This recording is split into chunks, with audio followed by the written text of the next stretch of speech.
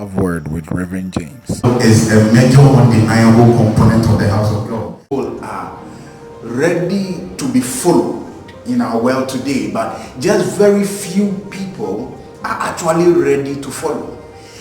The percentage of people that are ready to be followed, just very few of them are actually willing to also follow somebody or have ever followed somebody.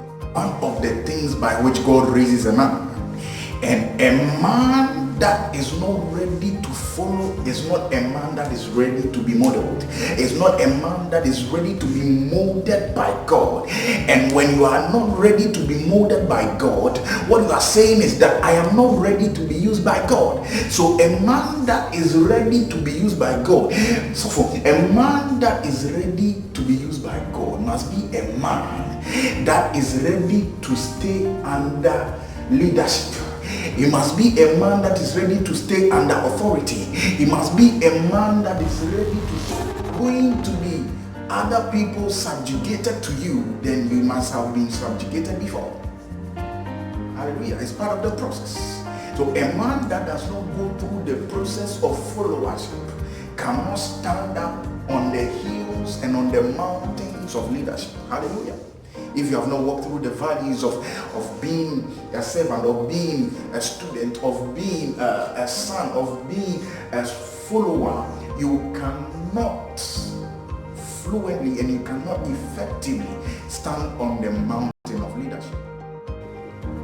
But they will not make further progress for their lack of understanding. It is understanding that will allow you progress in life. It is the understanding you receive by your submission to those in authority placed over you by God. Teacher, students, master, servant, father, son, leader, follower, is that when you resist your follower, when you resist your master, when you resist your teacher, you will not make progress. You find it difficult to make progress because none of what he will teach you will enter your head. Because understanding flows with peace.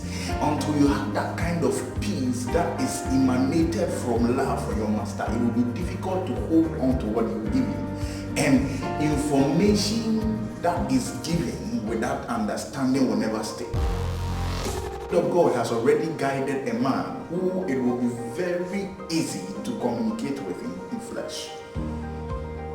Even before you talk about the spiritual aspects. Now, when God raises a man becomes a gate to others that are yet to walk through the same pattern that he did and enter the same place that he is.